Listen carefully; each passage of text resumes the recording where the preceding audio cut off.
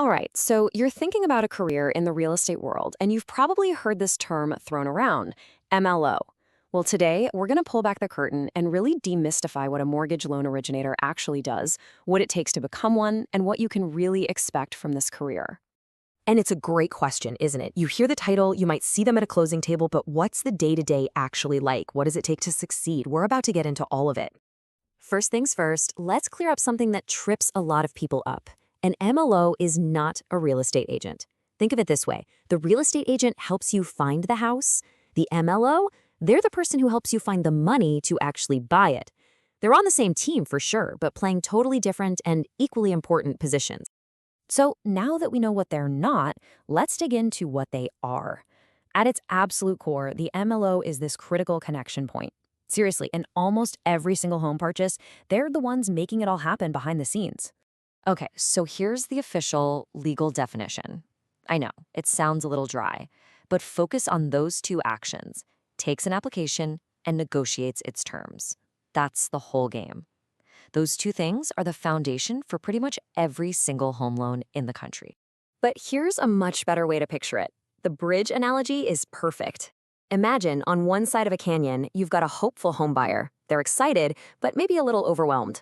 On the other side, a huge bank with all its strict rules and requirements. The MLO is that sturdy bridge right in the middle, making sure everyone gets across safely.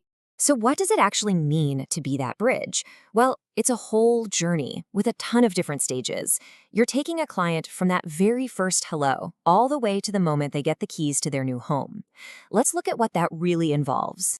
This really shows you just how big the role is.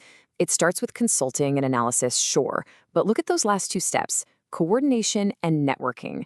This is so important. It proves a great MLO isn't just a numbers person. They're a project manager and honestly an entrepreneur who has to build their own business from scratch. So during that analysis phase, an MLO basically becomes a financial detective. They're diving deep into someone's entire financial life: credit history, pay stubs, tax returns. They calculate these key ratios you always hear about, like DTI, or debt to income, which compares what you owe to what you earn, and LTV, loan to value, which compares the loan to the home's price. Their job is to put all these puzzle pieces together and see if the picture works for the lender. And I just love this quote because it nails the spirit of the job. An MLO isn't just a paper pusher. No way. They are the borrower's representative, their champion. If the underwriter is the judge making the final call, the MLO is the attorney building and presenting the strongest possible case for their client. Now, this is where it gets interesting. Even though the responsibilities are similar, not all MLOs work the same way.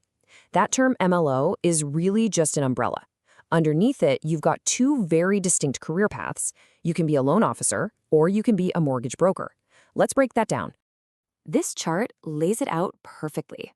A mortgage loan officer works for a specific bank or a credit union. That means they can only offer you the loan products from that one institution. A mortgage broker, on the other hand, is independent.